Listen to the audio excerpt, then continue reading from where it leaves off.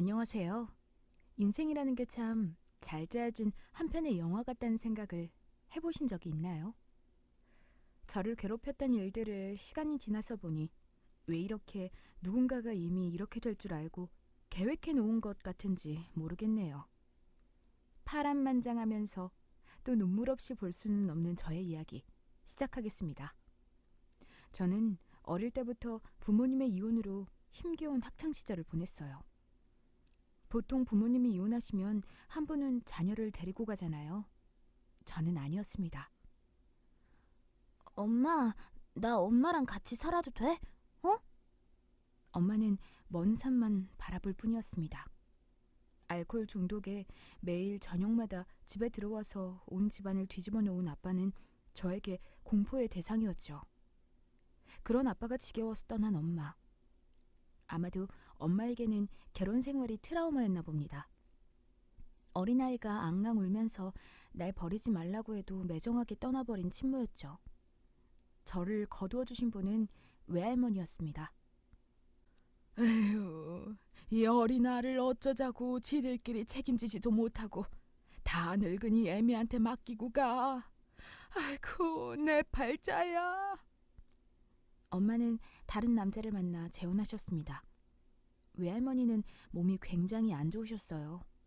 연세가 80이 다 되셨고 밭일을 하셔서 그런지 허리가 90도로 굽으셨죠. 다 늙은 나이에 애들 수발들게 생겼다며 늘 방 한구석에서 신세한탄을 하시는 할머니 덕분에 저는 성격이 많이 소심해졌습니다. 나는 태어나면 안 되는 존재구나. 나는 이 집안의 짐덩이야. 자신감이 사라진 저는 학교에서도 많은 어려움을 겪었죠. 안 그래도 소심한 성격인데 가정 환경으로 인해서 더 소극적으로 변하니 친구들도 저를 만만하게 보기 시작했습니다. 야, 우리 엄마가 그러는데 너네 부모님 없다고 하던데? 그래서 우리 엄마가 너랑 놀지 말래. 나 아니거든? 나 부모님 있거든? 에이, 뻥치지 마. 네가 부모님이 어딨어. 그러면 왜 할머니랑 단둘이 사는데? 바보. 아니야. 제가 옷도 꼬질꼬질하고 돈도 없어서 매번 급식비도 밀리니 담임 선생님도 저를 좋게 보지 않으셨습니다. 지금은 촌지라는 게 사라졌을 거예요. 그런데 제 나이 때만 해도 촌지가 굉장히 중요했습니다. 학부모들끼리 우리 아이 잘 봐달라면서 담임 선생님한테 돈 건네고 그러는 문화가 있었죠. 아마 다들 아실 거예요.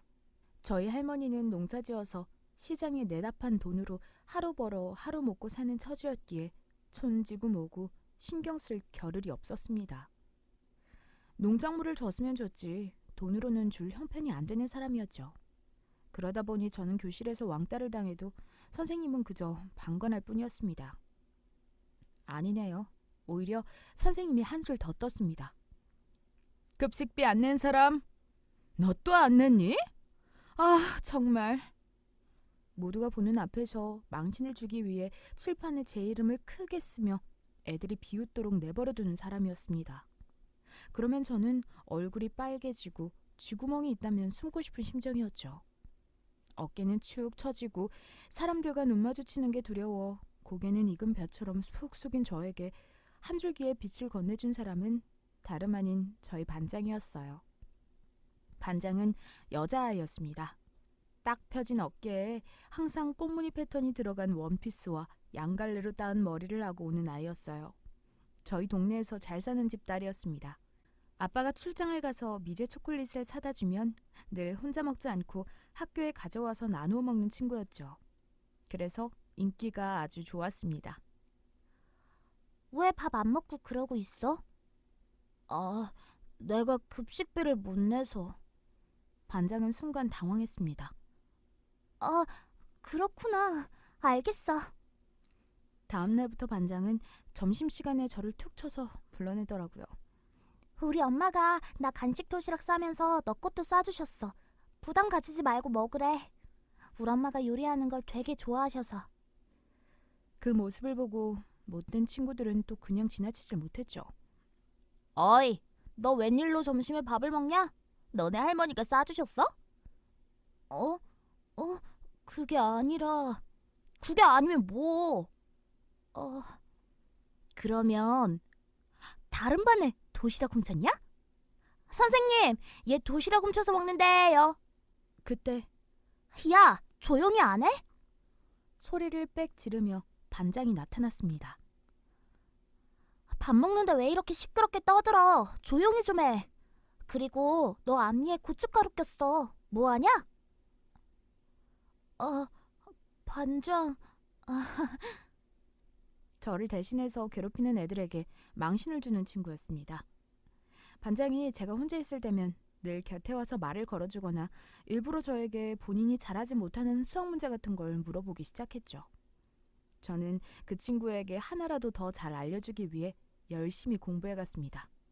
그 덕에 저는 반에서 공부 잘하는 아이가 되었고 친구들도 선생님도 저를 더 이상 건들지 못했어요. 다 반장 덕분이었죠. 1년 내내 이 고마운 마음을 어떻게 표현해야 할까 고민이었어요. 초콜릿을 선물해주자. 마음 먹었죠. 늘 얻어먹은 것만 같아서요. 그런데 제가 돈이 어디 있겠습니까? 그 어린 나이에 어떻게든 돈 벌어보겠다고 우유 배달을 해서 초콜릿과 이쁜 편지지를 산 저는 떨리는 손으로 또박또박 편지 내용을 써내려갔습니다. 마지막엔 사실은 내가 널 많이 좋아한다는 고백의 내용과 함께요. 다음 학년으로 반이 배정되는 날 반장은 학교에 오지 않았습니다. 애들 몇 명이 모여서 심각하게 수다를 떨고 있더군요. 걔네 집 야반 도주했대. 뭐라고? 왜? 모르겠어. 우리 엄마가 그러는데 빚쟁이들한테 쫓기고 있대나 뭐래나? 사업이 망했대. 헐, 대박이다. 그래서 반장도 같이 도망친 거야? 그러겠지. 부모님 따라서 어디 갔겠지? 제 손에 쓸쓸하게 들려있는 편지지와 초콜릿. 그 후로 저는 반장을 보지 못했습니다. 그녀가 저의 첫사랑이었어요. 첫사랑은 이루어지지 않는 게 정말 정설인 걸까? 그 말을 위안 삼아 저는 그녀를 마음에 품었습니다. 그 뒤로는 인생이 그저 공부였어요. 저처럼 가난한 사람이 할 수 있는 최고의 가난 탈출법은 공부뿐이었으니까요. 중학교를 차석으로 졸업하고 고등학교는 수석으로 졸업했습니다. 부모님의 원망은 정말 많이 했어도 공부머리 하나 물려주신 것만큼은 감사했습니다.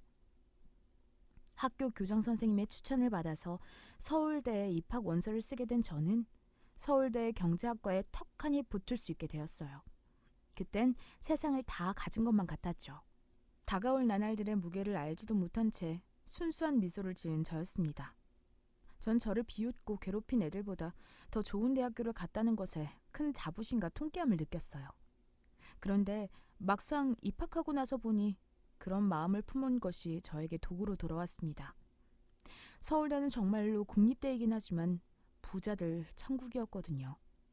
그냥 개천에서 용난다는 말은 아주 옛말이었어요. 저 같은 케이스는 극히 드물었죠. 이리 봐도 저리 봐도 애들은 너무 잘 살고 편안하게 공부하며 여행까지 가니 상대적 박탈감이 장난이 아니었습니다.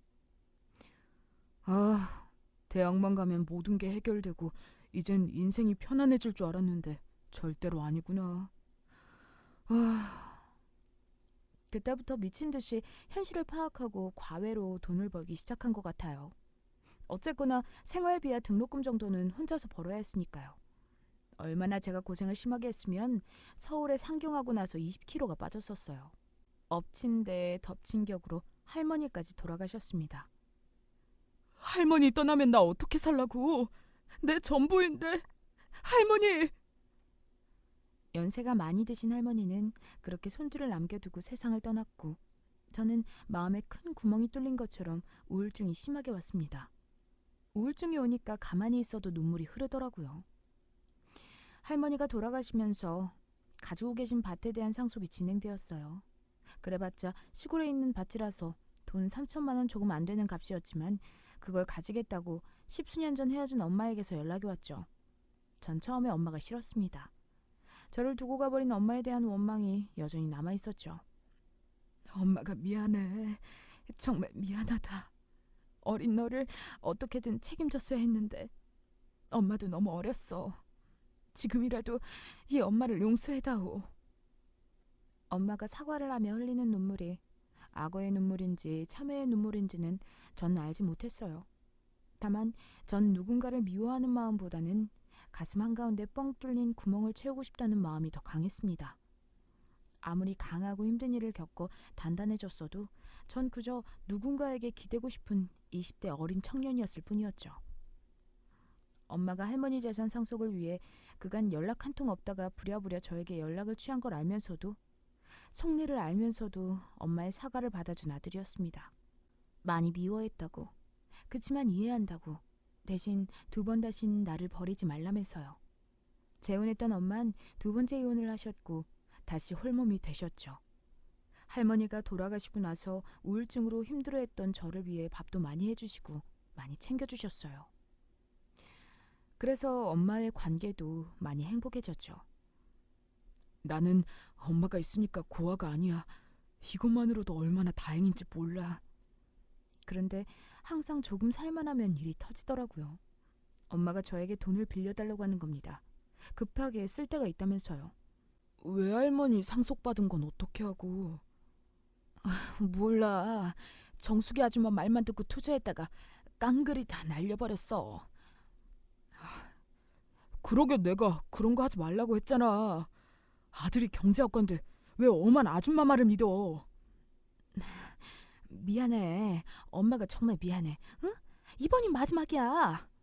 결국 저는 학자금을 내기 위해 과외비로 벌어서 모은 돈을 엄마에게 건넸습니다. 엄마는 돈을 받자마자 환하게 웃더군요. 그 모습이 저에게는 조금 경멸을 불러일으켰습니다. 돈이 뭐라고.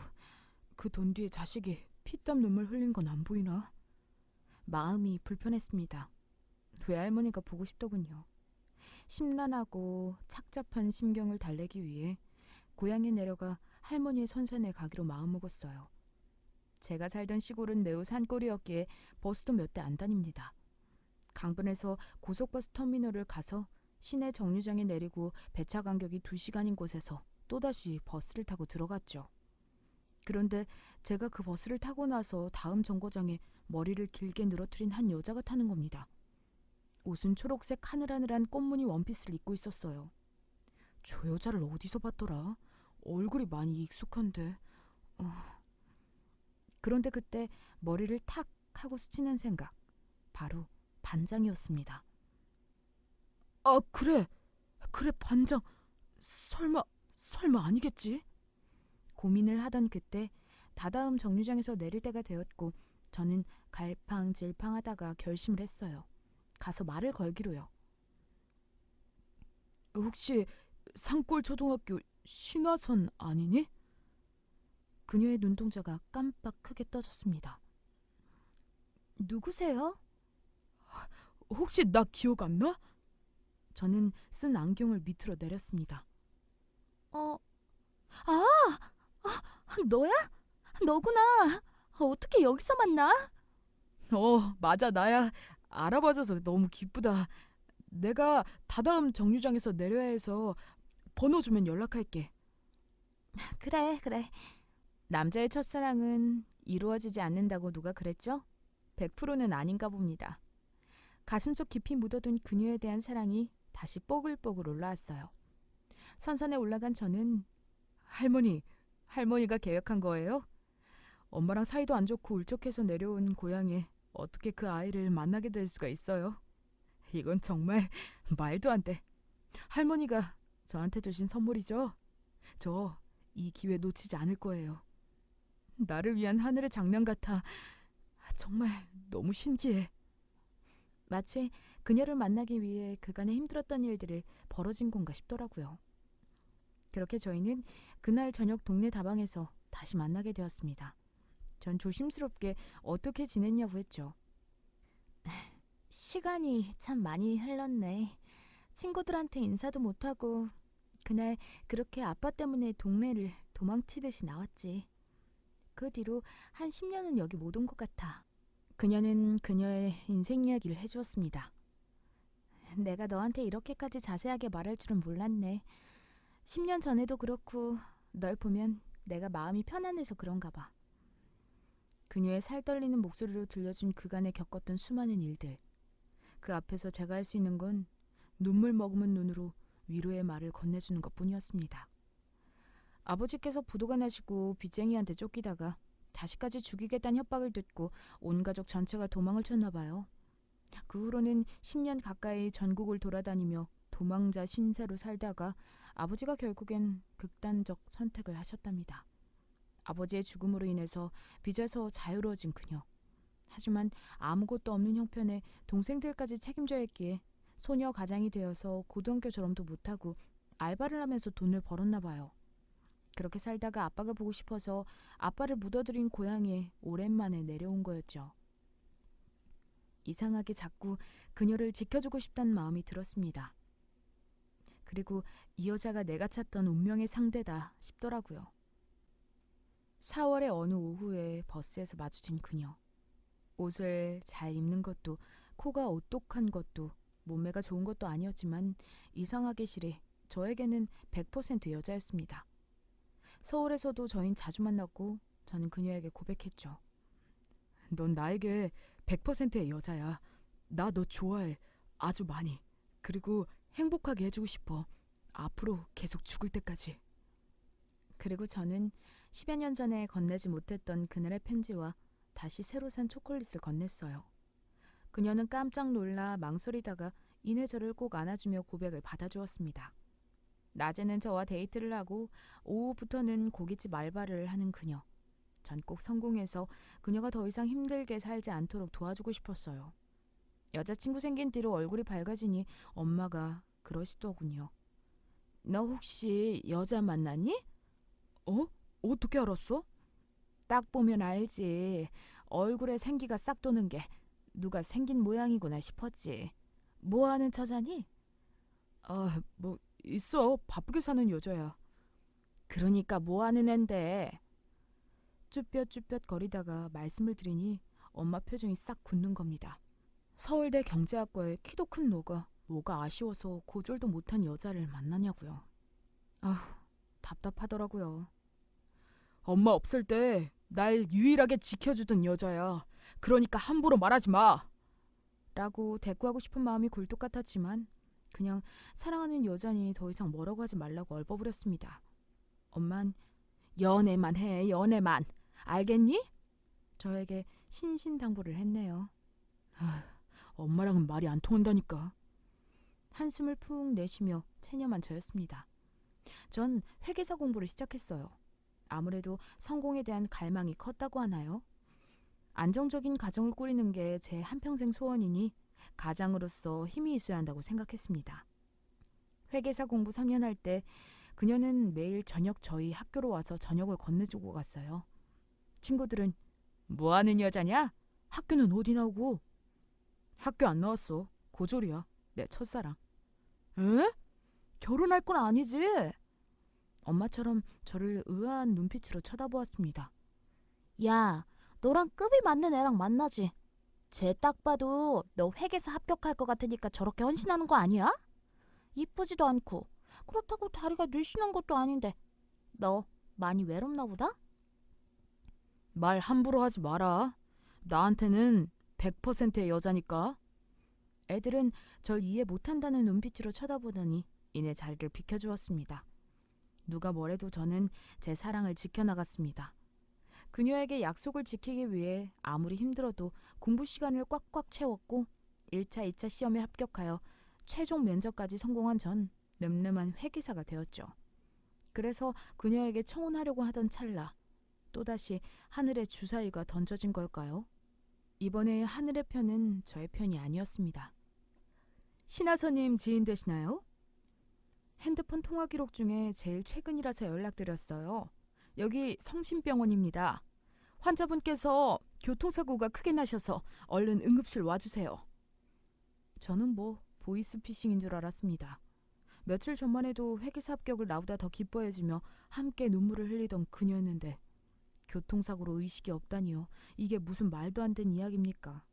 병원에 도착하기 전까지 믿기지 않아서 아무런 감정이 없었어요. 그런데 응급실 시트 위에 피를 흘리며 누워있는 그녀를 본 순간 눈물이 왈칵 터져버렸습니다. 선생님, 우리 선아 어떻게 되는 거예요? 괜찮은 거 맞나요? 제발 살려주세요, 제발. 바보처럼 어린아이처럼 통곡하며 의사 선생님 앞에 저도 모르게 저절로 무릎을 꿇게 되더라고요. 그녀가 제 앞에서 사라진다고 생각하니 어찌나 끔찍하던지요. 정신이 번쩍 들고 무조건 무슨 일이 있어도 그녀의 곁을 지켜야겠다고 생각했습니다.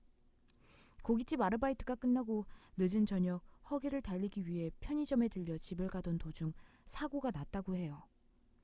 음주운전으로 역주행을 하던 자동차에 부딪혀 날아간 그녀. 사고 현장에서 의식을 잃었고 정강이뼈에 완전 골절, 그리고 대퇴골, 갈비뼈 등등 입에 담기도 힘든 만큼의 많은 부분에서 골절이 생겼습니다. 적어도 1년은 치료받고 수술을 해야 한다고 하더라고요. 부모도 없고 동생들은 다 지방에서 일하는 여자친구를 위해 저는 회계사 발령받는 것도 1년 미루었어요. 원래 회계사 합격하면 3대 회계법인에서 연락이 오거든요. 전 이제 서울대 같은 과 선배님들 중에 회계사분들이 더 많으니까 연락이 많이 왔습니다. 1년 뒤에 들어가겠다고 하니 다들 미쳤냐고 그러더군요. 저는 약혼할 여자가 병상에 있는데 일이 손에 안 잡힐 것 같다며 정말로 그녀 곁을 지켰네요. 제 간절한 소원이 이루어진 걸까요? 이제 환자분 통원 치료 받으면서 경과 지켜보면 될 것 같습니다. 고생 많으셨어요. 퇴원수속은 수납창구에서 진행하시면 됩니다. 1년이 조금 넘는 시간의 노력 끝에 퇴원하게 된 그녀. 정말 자기 없었으면 나 이미 하늘나라에 갔을 거야. 너무너무 미안해. 그리고 정말 너무너무 고마워. 저를 꼭 안아주는데 무슨 말이 필요가 있겠습니까? 모든 힘들었던 순간들이 사르르 녹았죠. 청혼했습니다. 나 이젠 당신 남편이 되어서 옆을 지켜주고 싶어. 나랑 결혼해 줄래? 하고요. 저희는 그렇게 결혼을 약속했어요. 그런데 문제가 하나 있었죠. 저희 엄마였습니다. 너 더 좋은 여자 만날 수 있는 거 아니니? 도대체가 왜 결혼까지 하려고 하는 거야? 엄만 네가 너무 아깝다. 아까워. 저는 꾹 참아왔던 말을 건넸어요.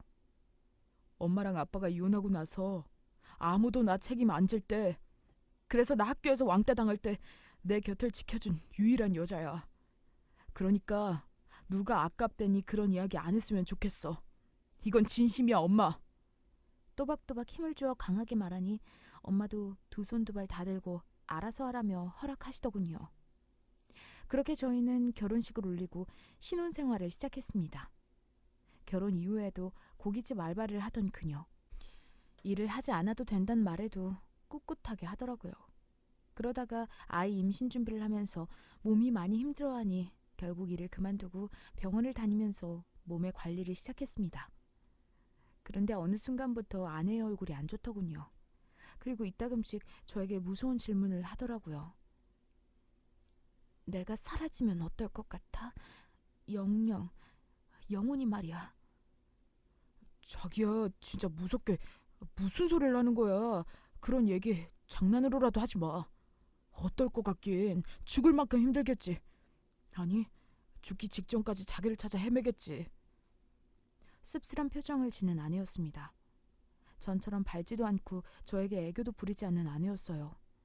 전 그게 마음에 걸리긴 했지만 임신 준비하면서 많이 피곤해서 그런가 보다 하고 대수롭지 않게 넘겼습니다. 뿐만 아니라 제가 회계사 시즌이 되어서 너무 바빠 아내를 살뜰하게 챙길 겨를이 없었던 것 같아요. 그러다 아내가 어느 날부터인가 잠깐 동생들을 보고 오겠다며 집을 며칠씩 비우기 시작했어요. 저도 야근하느라 새벽이 다 돼서 들어올 때가 많으니 그냥 그러라고 했죠. 그런데 그런 횟수가 점점 많아지니 저희 부부도 알게 모르게 서로에 대한 불만이 쌓여갔습니다. 저도 회사 갔다 오면 아내 얼굴 보면서 맛있는 밥 먹고 스트레스 풀고 싶은데 그게 안 되니까 조금 서운했거든요.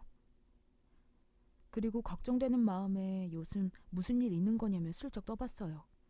돌아오는 아내의 대답은 무척이나 예민했습니다. 내가 애도 없는데 고향도 마음 편하게 못 갔다 와? 동생들 얼굴 좀 보고 온다는데 왜? 지금 나 의심하는 거야? 아니, 그게 아니라 난 그냥 물어본 건데. 쾅. 방문을 닫고 들어가는 아내였습니다. 제가 괜한 소리를 한 것 같아 먼저 고개를 숙이고 사과했어요. 하지만 아내는 됐어! 소리를 치더니 제 손을 뿌리쳤습니다. 원래는 그런 여자가 아니었거든요. 주변에 선배님들이 신혼 딱 3년만 좋지 그 이후부터는 지옥이라고 하도 그러길래 저는 절대로 아닐 거라고 했거든요. 그런데 괜시리 그날따라 선배님들의 이야기가 귓가에 맴돌았습니다. 게다가 저는 성격 자체가 소심하고 남 눈치도 많이 보는 성향이라서 아내의 그런 반응에 큰 상처를 받았습니다. 내가 뭔가 알게 모르게 아내한테 상처를 준 게 있나 보다. 아니면 크게 잘못한 게 있구나. 하지만 부부 사이는 돌아올 기미가 안 보였어요. 바위 틈에 균열이 생기면 작은 힘에도 쩍하고 갈라진다고 하잖아요. 저희 부부가 딱 그 상태인 것 같았습니다. 그러던 어느 날 아내가 그러더군요. 난 이제 이런 당신이 재미가 없어. 왜 항상 무슨 일이 생기면 나만 화내고 나쁜 사람 만드는 거야? 어? 무슨 소리야, 당신? 세상 아무것도 모른다는 표정으로 제발 좀 그러지 마. 착하고 바보처럼 사과만 하는 제가 싫대요. 제가 대체 왜 그러는 거냐고, 이유라도 알자고, 혹시 다른 남자 생긴 거냐고 하니 그렇다고 합니다. 그 남자 애까지 가졌으니 자기 찾지 말라는 황당한 소리를 하고 집을 나갔어요. 정말이죠. 저는 믿기지 않았습니다. 이게 말이 되나요? 설마 내가 밤에 늦게 들어오고 아내와 잠자리를 못하니 그래서 바람이 난 건가? 아니면 내가 만족스럽지 못하는 건가? 오만 가지 생각이 다 들더군요. 아니면 소심하고 남 맞춰주기만 하는, 어쩌면 여자 같은 성격에 그녀가 지쳐버린 걸까? 이혼 통보를 하고 사라진 그녀 연락이 되지 않았습니다. 무려 일주일 동안이요. 저는 그 일주일이 10년 같았거든요. 아니, 자네 요즘 왜 이렇게 힘이 없는 겐가? 무슨 일이 있는 거야? 요즘 회사 입사하고 이런 적이 없었던 것 같은데 지각도 자주 하고. 부장님, 아닙니다. 요새 몸이 좀 안 좋아서. 너무 무리하지 말고 연차 써, 연차. 저는 부장님의 권유로 연차를 쓰고 집에 들어갔어요. 텅 빈 집. 너무 외롭고 쓸쓸했습니다. 제가 미쳤나 봐요. 아내한테 버려진 상실감이 너무 커서 이렇게 살 바에는 죽는 게 낫겠다 싶더라고요. 아내와 엄마에게 문자를 보냈습니다. 미안해. 난 여기까지인 것 같아. 천사처럼 착한 아내가 내가 질렸다며 떠난 거면 내가 잘못한 게 있는 거겠지. 나는 어릴 때도 그렇고 지금도 그렇고 누군가에게 사랑받는 처지는 못 되나 봐. 이게 나인가 봐. 사랑받겠다고 많은 사람 괴롭혀서 미안합니다. 내가 잘못한 게 있으면 용서해 주세요. 마지막 작별 인사를 마친 뒤 저는 욕조에 물을 받고 극단적 선택을 했습니다. 의식을 잃었죠. 다들 안녕. 그리고 시간이 얼마나 지났을까요? 조금씩 귀에서 사람들 말소리가 들리더군요. 저는 천국인 줄 알았어요. 눈을 살짝 떠보니 천장이 하였습니다. 병원이더라고요. 제 문자를 받은 엄마와 아내가 저를 병원과 경찰에 신고를 한 거고, 경찰들이 문을 따고 저희 집 화장실에 들어와 피를 흘리고 있던 저를 꺼내 병원으로 이송한 거더라고요. 어머님, 이렇게 힘들어하는데 그냥 솔직하게 말해야 하지 않을까요? 참, 아이고, 그러면 더 얘가 너를 못 잊을 텐데. 너 죽고 나면 얘는 너만 생각하느라 재혼도 안 하고 다른 여자도 못 만날 거다. 나는 그게 걱정이야. 그래도 산 사람은 살아야지. 저도 그래서 저 죽고 나면 이제 6개월밖에 안 남았으니까 이 사람이라도 행복하게 다른 여자 만나면서 살았으면 좋겠어서 이렇게 모질게 거짓말까지 쳐가면서 곁을 떠났는데, 너무 힘들어하는 모습을 보니까 제 가슴이 찢어질 것 같아요. 어떡해요, 어머님. 사람 한 명 살리자고 하다가 2명 다 죽겠어요. 엄마와 아내의 대화가 들리는 겁니다. 대체 이게 무슨 소리지? 아내가 죽는다고? 시간이 얼마 안 남았다고? 엄청 혼란스러워졌습니다. 처음에는 사람들 말소리는 들렸지만 몸은 누가 밧줄로 묶어둔 것처럼 움직이지 않았어요. 여러분 아시나요? 가위 눌리면 의식은 깨어있는데 움직일 수가 없잖아요. 딱 그 꼴이었습니다. 제가 안간힘을 내니까 그때부터 조금씩 발가락이 움직이고 몸의 감각들이 돌아오더군요. 의식이 완전히 깨어나 일어나니 옆에서 대화하고 있던 엄마와 아내가 저를 보고 깜짝 놀랐습니다. 어머, 선생님 깨어났어요. 저는 엄마를 붙잡았습니다. 둘이 하는 얘기 다 들었어. 뭐가 어떻게 된 건지 솔직하게 말해. 당장. 미친 사람처럼 소리를 지르니 엄마도 겁을 먹은 건지 저에게 다 말하더라고요. 엄마도 몰랐어. 네 와이프가 암이래잖냐. 그것도 6개월 시한부. 그런데 너 와이프 죽으면 네가 다른 여자 만나 보겠니? 어떻게 해서든 죽기 전에 정 떼고 너도 네 인생 살아야 하니 며느리랑 합의하에 너랑 일찍이 갈라서게 한 거다. 대체 그게 무슨 소리야, 엄마? 그게 왜 날 위한 거야? 널 위한 거야. 너도 네 인생 살아야지. 저는 화가 치밀어 올라 엄마 멱살을 잡았습니다. 어머머, 너 지금 뭐 하는 거야? 사람 살려. 엄마, 이런 식이면 나도 못 참아. 제발 좀 내 인생에 도움 안 되는 짓 좀 하지 마. 아선이가 아프면 나한테 먼저 말해야지. 숨기는 게 말이 돼? 그게 날 위한 거라고? 엄마 제발. 그때 아내가 그러더군요. 어머님 잘못 아니야. 내가 먼저 당신 위해서 숨기자고 했어. 나 교통사고 났을 때 당신이 1년이나 손해보면서까지 내 곁을 지켜줬잖아. 너무 미안했고 또다시 나 때문에 당신 힘들게 하는 게 너무 싫었어. 당신은 내가 어디에 있던 사랑해줄 사람이란 걸 알아서 내가 하늘나라에 가도 나만 바라볼 것 같아서 그래서 당신한테 모질게 말하면서 정 떼어놓게 하려고 한 거야. 어머님 잘못 아니야. 아내의 말에 저는 잡고 있던 엄마의 옷깃을 턱 내려놓았습니다. 피를 너무 많이 흘려서 머리가 휘청했어요. 의사가 와서 절대적으로 안정을 취해야 한다면서 흥분한 저를 진정시켰습니다. 어느 정도 시간이 지나면서 다시 혈액 수치가 올라온 전 아내와 진지한 대화를 나누기 시작했죠. 어떻게 된 거냐고 물었습니다.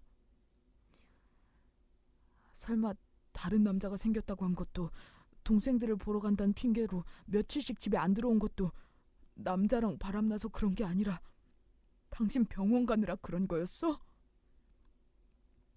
아내는 고개를 푹 숙이더니 끄덕였습니다.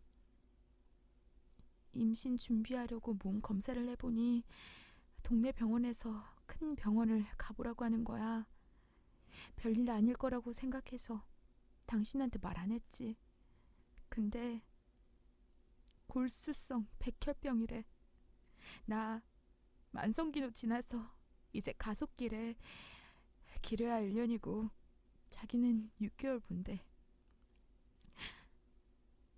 점점 통증이 심해지니까 통원하면서 며칠씩 입원해서 주사 맞고 약 처방받고 그런 거야. 하면서 갑자기 머리를 뒤로 제치더라고요. 이미 아내는 독한 주사로 인해서 머리가 한 뭉텅이씩 빠진 겁니다. 그걸 숨기려고 가발까지 썼더군요. 그리고 그걸 벗으면서 저에게 모든 걸 솔직하게 말하더라고요. 난 이게 당신을 위한 길이라고 생각했어. 지금은 아플지라도 나중에 내가 없는 인생을 살게 될 당신에게는 모질게 대하는 게 날 있기에는 훨씬 좋을 것 같아서. 그런데 당신이 이렇게 아파하고 힘든 거 보니까 내 생각이 틀렸어. 미안해. 엉엉 우는 겁니다. 영원히 함께 해야지. 내가 청혼할 때 그랬잖아. 당신 곁에서 영원히 행복하게 만들어주고 싶다고. 다 괜찮아질 거야. 내가 약속할게. 그리고 당신의 눈코입 하나하나 다 기억할 거야. 내가 당신과 행복했던 그 기억과 함께 할 거야. 당신의 마지막 숨결도 내가 함께 할 거고 절대 당신 안 놓쳐. 나 어떻게 만난 당신인데 그걸 놓쳐. 그제서야 아내는 주저앉아 제 품에 안기더라고요. 사실 나 너무 무서웠어. 나 죽는 거 너무 무서워. 죽기 싫어. 여보, 나 어떡해? 나 너무 무서워. 파르르 떠는 아내의 손을 꼭 잡아주었습니다. 저는 더 이상 지체할 시간이 얼마 남지 않았다고 생각했어요. 학교 아는 선배님이 다행히 서울 대학병원 암센터에서 근무하셔서 연락을 취해 아내를 바로 입원시켰습니다. 아내는 이미 희망을 잃은 사람처럼 죽음을 기다렸어요. 한평생 너무 힘들었다고, 이게 내 운명인 것 같다면서 우울한 이야기들을 쏟아냈죠. 전 그러면 그럴수록 희망을 포기하면 안 된다고 했습니다. 절대 포기하지 말자. 응? 우리 약속했잖아. 예쁘고 행복한 가정 꾸려서 평생 알콩달콩 잘 살기로. 기억 안 나? 기억나. 나만 믿고 얼른 회복해서 잘 살자. 사실은 저도 확신이 안 들었어요. 의사가 6개월 남았다고 말하는데 이젠 정말 남은 시간이 없었기 때문이었습니다. 그리고 이미 가속기에 접어드니 하루하루가 달랐어요. 백방으로 수소문했습니다. 암 환자 카페도 들어갔고요. 대학교 동창들이랑 회사에도 솔직하게 다 털어놓았습니다. 도움 줄 수 있으면 부탁한다고, 간절하다고요. 그런 제 마음이 하늘에 닿았던 걸까요? 신은 저를 버리지 않았습니다. 희망적인 소식을 들은 거예요. 약 1년 전쯤 미국 식품의약국 승인이 난 표적 항암제가 나왔다는 거예요. 의사인 친구가 제 아내를 위해서 논문도 보고 최신 의학 소식을 엄청 찾아봤는데 글리백이라는 치료제가 나왔다는 겁니다. 미국 승인도 났고 이제 표적 항암제야. 아마 저저번 달부터 한국에서도 들어와서 말기암 환자 대상으로는 무상 복용이 가능할 거야. 효과 좋으면 완치 사례도 미국에 있으니까 희망 놓지 말자. 이미 해외에서는 기적의 항암제로 유명하다고 하니까. 저는 눈이 확 떠졌습니다. 이제 우리 아내 살 수 있겠다, 살았다 싶었습니다. 아내도 당장 그 약을 먹고 싶다면서 다시 한번 의지를 다졌어요. 그런데 문제는 그 약이 세도 너무 세다는 거였어요. 그 약을 먹으면 바로 구토를 하고 온몸이 떨리는 근육 경련 증상까지 왔습니다. 얼마나 그 증상이 심했으면 어금니까지 깨져나갈 정도였어요. 정말 쉽지 않았습니다. 아내가 너무 힘들어하는 걸 보니 아내를 살리려고 하는 게 내 욕심인 건가, 나 때문에 괜히 더 힘든 게 아닌가 회의감이 들었습니다. 하지만 되려 제가 힘들 땐 아내가 저를 일으켜 세워주더라고요. 구토해낸 토사물 가운데서 알약을 찾아서 다시 목구멍으로 넘기는 아내였습니다. 어떻게 해서든 살겠다고, 살아서 저한테 빚진 것들 다 갚겠다면서요. 보면서도 눈물이 나더라고요. 의사와 간호사들도 간절한 저희 부부를 보고 더욱더 열심히 치료에 전념해 주었습니다. 그렇게 살다 보니 기적이 벌어졌어요. 2달 만에 혈액 수치가 정상이 나왔어요. 정말 기적의 항암제인가 봐, 여보. 나 정말 이젠 빛이 보여. 희망의 빛이 보인다고. 6개월 뒤에는 암세포도 거의 사라졌어요. 1년 반 뒤에는 골수 검사도 정상인과 같은 수준으로 암세포가 거의 다 사라졌어요. 의사쌤이 그러시더라고요. 완치를 위해서 조혈모 세포 이식 받는 건 어떠십니까? 조금 힘드시겠지만 그래도 한 번 더 힘내보죠. 그럴 가치가 있을 것 같습니다. 그렇게 저희는 이식 수술도 성공적으로 받은 뒤 완전히 정상인처럼 건강해지고 다시 평범한 일상 속으로 들어갈 수 있었어요. 기적이 아닌가요? 이게 하늘의 장난이 아니라면 뭐라고 설명을 해야 할까요? 견우와 직녀처럼 먼 시간 떨어져 있다가 만나게 된 우리. 어떤 시련이 닥쳐와도 둘의 사이를 갈라놓을 수 있는 건 없었습니다. 아내의 몸 관리를 통해서 이쁜 딸까지 낳아주었어요. 그렇게 저희는 그날 이후 10년이 넘도록 지금도 너무나도 행복하게 살고 있습니다. 엄마도 저와 아내의 고통을 옆에서 지켜보며 많이 미안해하고 깨달은 게 있으셨나 봐요. 아내 태어나고 나서 엄마도 자궁 쪽에 혹이 생겨 입원하시며 수술하셨는데 그때 아내가 자기가 병원에 있어 봐서 안다고 본인이 간병하고 싶다며 시어머니 수발을 다 들었죠. 그때 엄마가 깨달은 거예요. 며느리가 정말 진국이라는 걸요. 그리고 본인이 지금까지 너무 이기적으로 살아왔다고 미안하다고 하며 사과하시는데 참 마음이 묘했습니다. 저는 단순한가 봐요. 그렇게 진심이 담긴 말 한마디에 뻥 뚫려있던 가슴이 채워지는 걸 보면요. 다시는 우리 가족 떨어지지 말자고 약속했습니다. 평생 버림받으며 사랑받지 못하고 살아야 할 줄만 알았던 제 인생에 이렇게 따스한 빛 한 줄기가 들어와 행복해질 줄 누가 알았겠습니까? 그리고 꿈만 같았던 딸아이 출산과 너무나도 평범한 하루하루들. 열심히 일하고 저녁에 집에 와서 밥 해먹고 아이와 아내와 함께 깔깔 웃으며 보내는 하루의 마무리가 저에게는 매번 감사하고 기적 같네요. 어릴 적에는 부모님이 날 버리고 외할머니 손에서 자라며 외로웠던 시간들이 너무나도 원망스러웠습니다. 죽고 싶었던 순간들도 많아요. 여기서는 다 말 못했지만요. 그런데 지금 이렇게 시간이 지나고 보니 제가 이 순간을 위해서 이렇게 행복하기 위해서 지난 날들이 아팠나 봅니다. 왜 인생에는 고통의 총량이 있다고 하잖아요. 저는 젊을 때 그걸 겪었다고 생각하려고요. 아픈 만큼 행복하다고 분명히 제 글을 읽으시는 분들 중에도 아프고 외로운 분들이 계실 겁니다. 그분들께 제 이야기를 들려드리고 싶어요. 남들이 보기에는 대단하지 않아도 너무나도 행복하고 평범한 그치만 선물 같은 하루들이 당신네들을 기다리고 있다고요. 그러니까 죽고 싶어도 우리 한 번만 살아보자고 말하고 싶습니다. 저는 이렇게 될 줄 알았다면 조금 더 가볍게 많이 웃으면서 살 걸 그랬나 싶어요. 아내는 기억을 못할 것 같은데 전 어릴 때 아내와 함께 교실에서 밥을 먹을 때가 생각이 나요. 아내는 저에게 그랬죠. 너는 조금 더 웃을 필요가 있어. 그때 저는 속으로 생각했습니다. 그래, 내가 너의 웃음마저 뺏어버린 건 아닐까? 사실 너 말이 안 들리는 척했지만 전부 다 마음에 담아두고 있었어. 저는 지난 날들의 시간을 통해서 그리고 아내를 통해서 웃음 짓는 방법을 알았습니다. 많은 힘든 일들이 있었지만 그럼에도 불구하고 제가 얻은 게 있다면 웃음이겠죠? 그리고 웃으며 다시 일어나는 법이겠죠? 여러분들 뭐 하나 제대로 할 수 없고 마음대로 되는 일 하나 없을 때 세상엔 여러분들이 사랑을 위해 손을 뻗을 수 있는 아름다운 사람들이 있다는 걸 아주 많다는 걸 꼭 알아두셨으면 좋겠습니다. 절대로 스스로를 포기하지 마세요. 어쩌면 제 인생처럼 여러분들 인생도 세상이 가장 여러분이 행복할 수 있는 방향으로 많은 걸 계획하고 있을 수도 있을 거예요. 그러니 조금 더 우리 힘 빼고 행복하게 많이 웃으면서 삽시다. 감히 제가 여러분들에게 응원을 드리고 싶어서 이렇게 회사에서 시간 잠깐 날 때 글을 쓰게 되었네요. 혹시라도 주변에 힘든 분들이 계시면 제 이야기 공유해 주세요. 조금이라도 힘이 될 수 있다면요.